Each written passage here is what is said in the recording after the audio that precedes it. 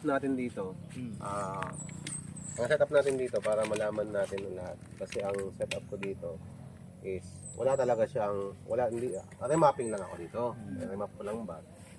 Sabi ni papa mo, ni putol niya, remapping, site. Basta kung ano yung makita kong sign and symbols, mga markers, on the spot lang na tuturo ko lang kung saan yun mayroon item, kung saan ba meron, ganun. Tapos, at the same time, ang gagawin natin, so kukuha naman siya ng gadget, no? Si Sir Alex. So, tuturuan kita gamit ng scanner. Pero hindi ako mag-scan dyan, ikaw na mismo. Ngayon, ang gagawin ko, dito tayo mag-scan, mag-practice. Kapag practice, siyempre, hindi naman pwede na ipasada mo siya agad doon. So, gusto ko lang na aralin mo lang siya muna bago mo siya i-scan doon sa area. Para at least, para maaral mo muna yung scanner kasi yung locator nga, hindi basta-basta ginamit eh. Di ba? Kailangan mo pa-practicein. Oo, balancing. Kaya what pa yun scanner? Kasi andyan yung 3D image, andyan yung mga iba pang mga instances na kung anong klaseng mga natatamaan natin mineral sa ilalim, kung ano ibig sabihin nun. So yun lang ang gagawin natin procedure. Wala tayong sabi, i-scan ko rin. Hindi. So atin lang dito kung ano yung pinag-usapan lang namin ni Sir. Yun lang yung dapat natin no? Yung maintindihan nyo. Hindi ba tayo mga tao dyan na mag-scan lang tayo ng kahit isang sample lang? Ako mismo? Oo. Kaya mismo, isaba ko doon. Sige. Para makita nyo. Yun, para at least kung ano yung pag-scan ko. Tapos ikaw na bahala. Para matutuan mo na. Tuturo ko muna sa'yo dito. And after nun, tsaka ako i-scan doon. Sige. Okay. Tayo na saan.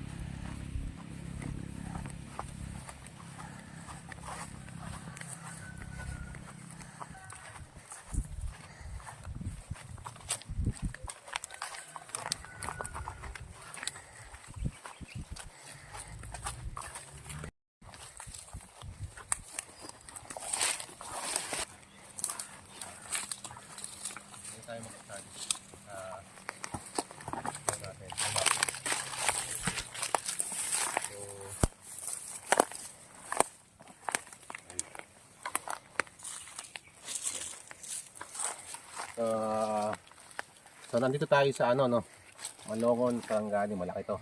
So hindi natin alam kung basta dito tayo sa Malongon, Sarangani.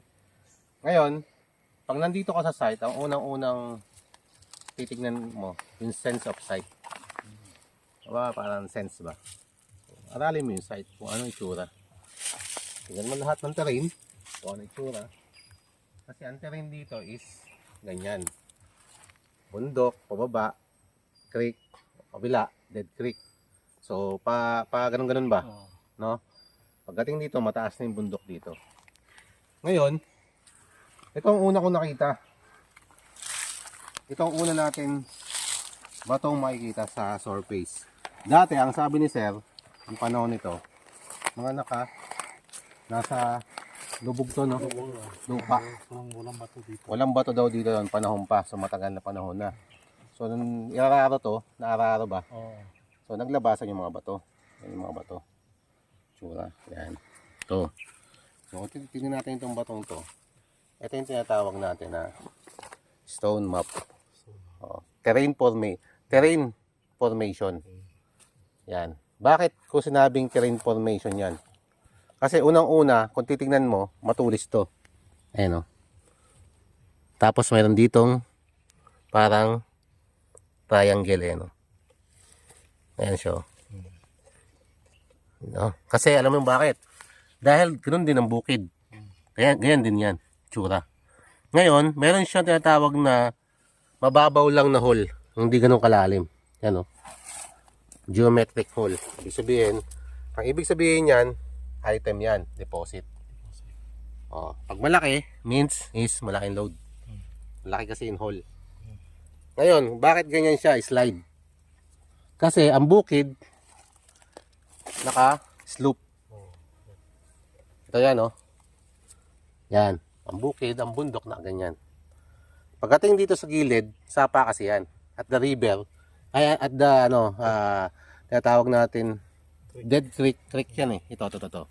Yan, Dead Creek yan. Sila, sa babang yan. Ganyan sa kabila, pagitan siya. Kabila, ganun din, Dead Creek. Creek din to nandito sa kabila. Ngayon, itong bilog na to, ba't nasa taas? Kasi titingnan niya. Doon, utang heaven ba? Hindi yan. Kung titingnan mo, ito yan. Pasa yan dito. Ito. Yan. Itong bato. Ito ang pinapasa yan. Tingnan mo. Finger ano lang yan. Finger yan. Tapos malaki dito. Bilog dito. Anong ibig sabihin yan? Indicator yan. Ang ibig sabihin ng ganyan is parang 8 ba? 8 siya, no? Malaki dito. Tapos, ay malaki dito, maliit dito. Pwede natin consider na Buddha. Pero, magkahiwalay siya kasi unang-una malaking dot, maliit na hole. Indicator lang yan ng counter sign. So, ito na yan. Ito na yung tinamaan niya. Diba? Pagpunta naman dito sa kabila, ito nakakapagduda. Ito pa. Nasa ibabaw. Tatlo siya. Ibig sabihin, tatlo yun deposit nandito. Sa buong terrain na to. Buong lupang to yan. 1, 2, 3. Ngayon, ito naman. Ito naman. Ito. Yan. Ito, kung titignan natin, no? Nakasiyam, pero kung hukayin natin yan, parang bilog rin yan. O, tapos, meron siyang hole na maliit. Ayan, no? Ayan, no? Hole. O, yan. Parang ano din yan. O, baka open yan. Ayan, opening. Ayan, hukay niya. Sige, hukayin mo. Baka makita natin. Kasi yan na yan eh. O, wala yan o. Siya ko. Di pa.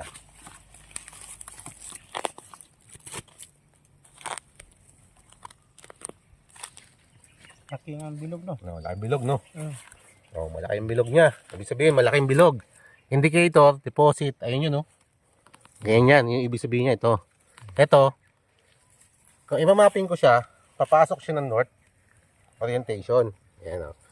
I-remap ko, gagamitan ko ng compass. Cellphone din gamit ko compass. Pwede na yan. Kasi may compass naman ng cellphone. Ito. Kasi huli naman na natin yung ano eh. Naka north, ibig sabihin water element. O, kasi nga, creek yan sa baba. Dead creek nga lang, pero water element papunta doon. So, mga layo ng sa layo ng ano ng 15 meters 15 meters ha. Mga 15 meters mula doon. Ang una niya titignan ito. Ito na. Yan. Yan ha. Yan ang itsura. Yan ang itsura niyan. Una-una, pag tinignan mo siya, heart yan. Yan o. Heart yan o. Heart. Heart. Diba? Yan. Heart yan. Ano makikita sa heart? May butas. May butas. Saan ang butas? Kasi, ang butas niya, pag titignan mo siya, ito, gumagalaw yung halaman dito. Tagusan, ayun o. Ayun o. Galawin ko yung halaman ha. Yun o, gumagalaw. Tagusan to. Ibig sabihin, telescopic pababa. Telescopic pababa ba? No? Yan o, yan o. Ano ibig sabihin ng tagusan pababa? Meaning, may tunnel sa ilalim. Kasi nga, pang underground siya. Posible may tunnel. Kasi posible talaga kasi tagusan siya eh. Ang nakakatakot lang sa kanya, bakit may ate? Ayan o. Underground na siya. Pero hindi siya talagang hati hanggang dito. Pero meron pa rin siyang ganun. Meron pa rin siyang line. So, ang ibig sabihin ng sa Yamashita Treasure yan, ang sign niyan, parang broken hearted. Broken hearted ba? Ibig sabihin, May delikado. may explosive, delikado. Posibleng explosive o danger sign na nagbibigay na siya ng danger. So, heart na siya. Ang mga tagusan na to, sir, yan o, puro naka-anchor lahat yan. Ibig sabihin tagusan, ibig sabihin pang tunnel sign siya. Tapos, ito pa matindi dito. Itong guhit na to, at saka to, nagbigay na naman siya ng ano, ng sign. Geometric hole din. Saan to papunta? Doon. Dito yan. Kasi dito yung paano yan eh, ano? Yan. Diyan banda yan. Kasi dito rin yan eh, ano? Ito, hindi siya papalo sa north. Kasi ang una niya makikita, yan o, dito tayo baligtad kasi meron siyang butas din dito eh, no? Tsaka line, ayan o, line. Sundanin natin to. Nasa northeast. Orientation. Northeast orientation. Tapos meron din dito, sa kabila. Ito, butas o. Ayan o. Ayan o, double na butas. Doble, tapos naka-anchor lock. Ayun o. Naka-anchor lock, ayun o. Tagos yan eh. Tapos ngayon, nasa ano yan. Yan, nasa anchor lock. Yan. Okay. Yan. Mapping ko. Nasa northwest orientation. Ay, northwest orientation. Ayun o. Northwest. Ayun, northwest orientation. Ayun. O, northwest orientation. Ayun o. Tinamaan ang batay na yun o.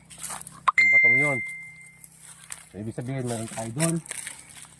Ito, hindi siya, wala siya dyan. Ang gandahan lang dyan, pupuntahan natin. Puntahan natin ha. Ito. Yan. Ito nga may meaning na to. Ang daming meaning ito. Saan ba yung kanina? Ito. Saan ba yung... Yan.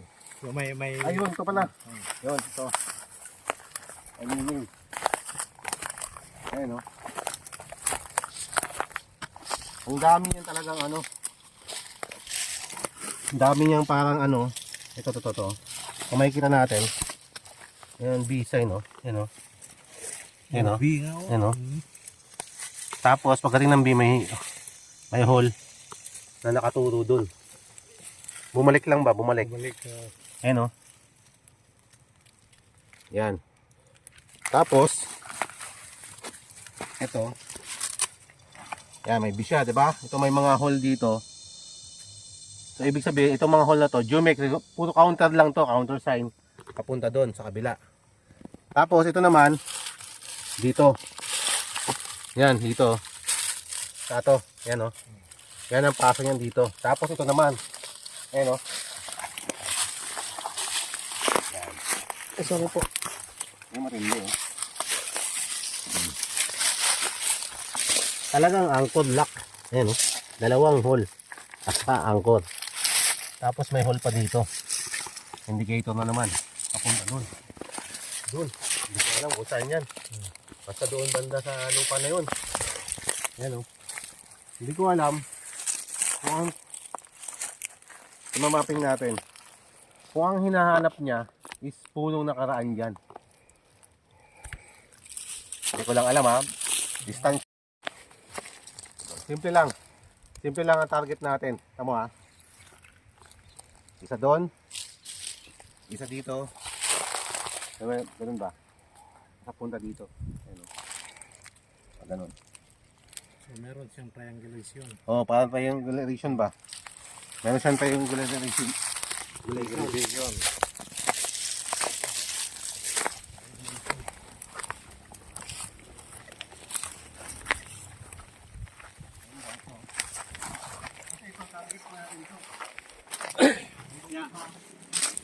Ito na. Ito na yung target natin. Yan, ito yung target natin. dito kasi naka-telescopic, nakabaon dito. Ibig sabihin may posibleng may deposit dito. Tsaka doon sa kabila. Mamaya dito natin. Tsaka ito naman, sa tabi niya. Ito. Para pag tinanggal mo, meron na naman no? Yan, ibig sabihin meron siyang mapa. Yan o. Yan. Pag yung bilog na yan, ibig sabihin yan, dito lang yan sa loob. Yan. Yan. Tapos, ito sa kabila, dun sa baba. Punta dun. Pero wala siyang item. Nagbigay lang siya ng clue. Tapos, ito matindi. Ito may line, no? Mayroon siyang line. Ito po yung trick na yan. Yan, yung trick. Yan, yung trick. Yan. Yan ang trick na yan. Yan, ibig sabihin yan. Pero wala siyang sinasabi na sa yung deposit. Kasi nga, ang deposit nga, nagbigay siya ng kahulugan doon. Nilagay niya lang ng parang mapa. Nandito yung deposit na naka-center lang dito sa lugar na to. Yan ang pagkakaano ko ha. Pagkaka-intindi ko. Yan. Posible dito, umikot yung locator. Sa lugar na to. Parang dito. Yan. Kasi heart means is tawag dyan is rich object. Pag sinabing heart means rich object. Kasi kaya nga nandito sa surface to eh. Ibig sabihin may kayamanan dito sa ibabaw. No? So punta tayo dun sa kabila. Ito naman tinuturo niya. Punta doon.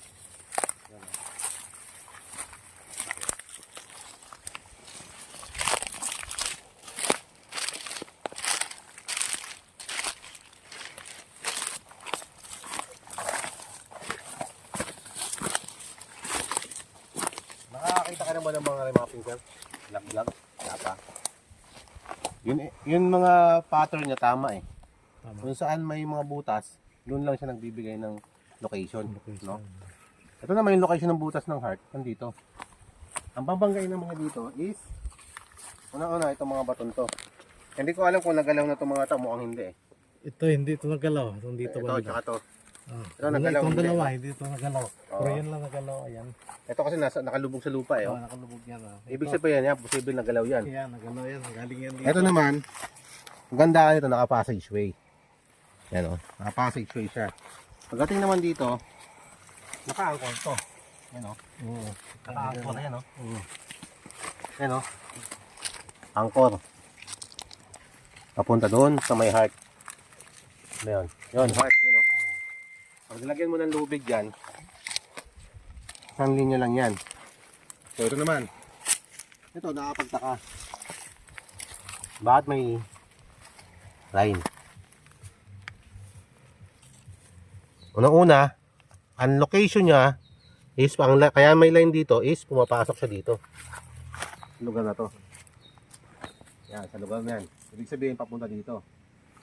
Ngayon, itong bato to, sabi ni sir, dati nakalubog din sa lupa to. Nakikita. Tapos, ito, nung hinukay nila, yan ang lumabas, parang basin. Ibigay maayo dyan. Diba? So kung titignan ko siya, kung i-analyze ko siya, para siyang mga petals. Para mga petals ba? Yan o. Yan o. Parang mga petals. Pero hindi siya kasi malalaki siya eh. Yung ganon. Ito kasi ang susundan natin eh, yun o. Yung ganyan ba? Yung ganyan o, yun o. Yan o. Yung pag ganon, yun o, yung pag ganon. Yan. Yan. O. Yan. Ayun, ito. Ito. Ito. Yan o, yung mga ganon o. Yan. Tapos, yung dito, yan, yung ganon o. Alam niyo yung petals ng bulaklak? Yung parang gumamela. Yan o. Yan o, petals. Ano ibig sabihin ng petals sa codes ng Japanese? Meaning is danger. Danger. Explosive pa rin. Doon, broken heart. Kapag sinabing broken heart, bigo ka. Kung pag sa panliligaw mo, broken hearted ka kasi nga bigo ka eh. Kaya may guhit na ganon. Ang ibig sabihin naman sa petals sa codes ng Japanese, meaning is bomb. Explosive. Yan ang ibig sabihin niyan. Hindi lang siya malinaw, pero kung titingnan mo siya, parang gano'n na rin siya. Yan. Para sa akin, isang mata lang gamitin mo para siyang petals. Hindi lang siya klaro, pero kung titingnan mo, kung sa abstract, para siyang bulaklak. Yan. So, nandito siya. So, may meaning siya. Ibig sabihin, tapos, ang magandaan lang dito, mayroon siya dito malalim, oh. Ito. No? Ayun, malalim. May malalim na yan, para may pagka-heart din yan, pag ganun. Ito ba? Saka dito sa ilalim. Ito, oh. Dito sa ilalim niya.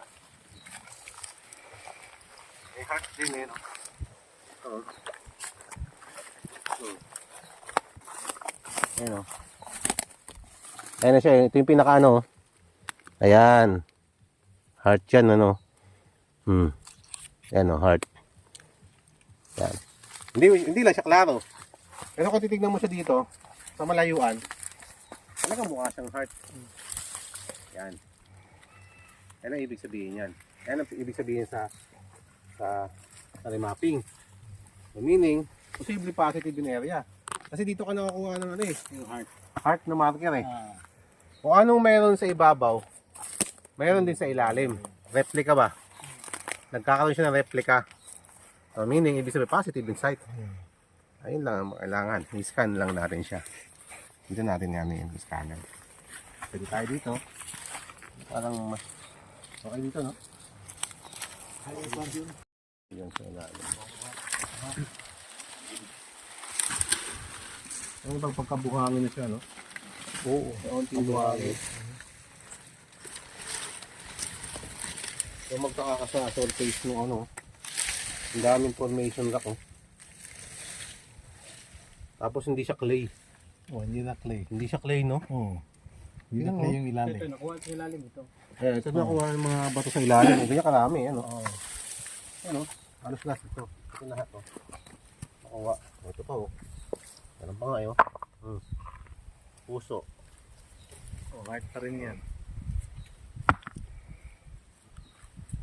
So, yun ang nakuha sa ilalim. Ito yung i-scan namin. Kaya pwede tayo mag-scan dito sa area ito. Tayo mag-practice. Yeah. Okay. Okay. Tayo dito. Medyo lilim eh. So, pag nag-scan tayo, galing tayo sa north. North. Yan ang tamang procedure niyan.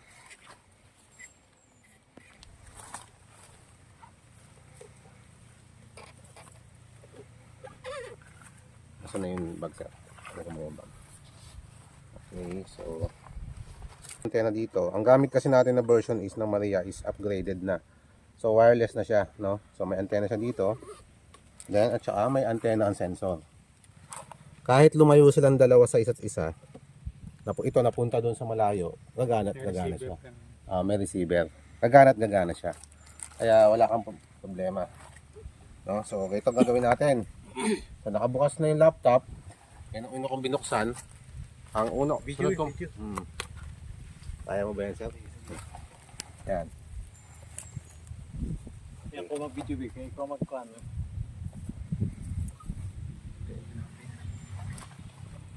Yan ang una kong binuksan yung laptop.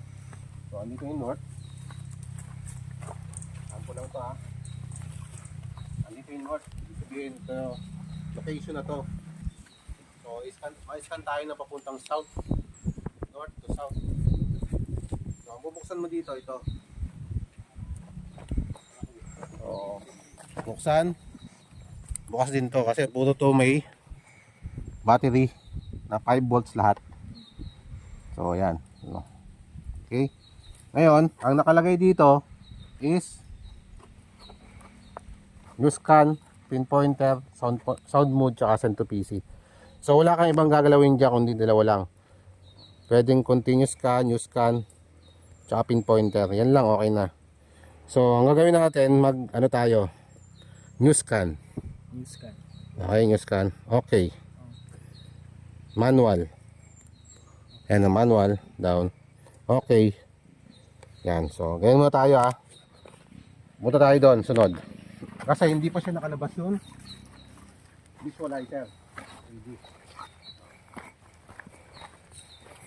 Click na lang natin to. Touchscreen naman to, boss, ha. So, mabilis yung touch na lang. Yan, o. Yan. touch, sabay click to. Yung parang may new, yan o. Parang papel na yon. Sabay parallel, compor. Okay natin. Diretso na. Diretso na tayo, okay. Activated na pag nagpula na siya. So, ibig sabihin activated na siya isa't isa. So, Bluetooth operated naman siya. So, yan. After nyan, dito na tayo sa pwesto natin.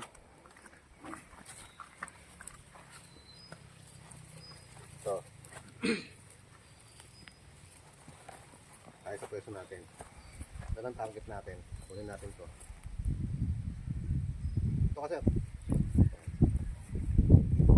Scan. Ay, okay. Scan. Yan. Scan tayo. Ito yung gagi. Kadili ka pa silpo to. Ano natin sa Dala na ito na itong ano? Abli. Tunog, 1. May tunog na isa. 2. Castingin tayo doon. 2. Mga 10, tapusin natin yung 10 kasi hindi pa lumalabas yung image. Tapusin muna natin yung 10 ano, 3, 4, 5, 6, 7, 8, 9, 10. Isa pa. Meron na? Wala pa. Wala pa, no? Isa pa. Ayan, mayroon na. Lumabas. Okay. Lumabas. So, bang tayo. Pag mayroon lumabas na ganyan, akbang ka na ng isa. 1. Yan. Ah. Yan. 2. 3. 4. 5. 6. 7. Yan. 8. 9. 10. Ang puno niyan, 10. Lumagpas ako. Sige, okay lang. So, balik ka sa dati mong pwesto. Sige ka. Kung saan ka ng pwesto, doon ka, balik ka.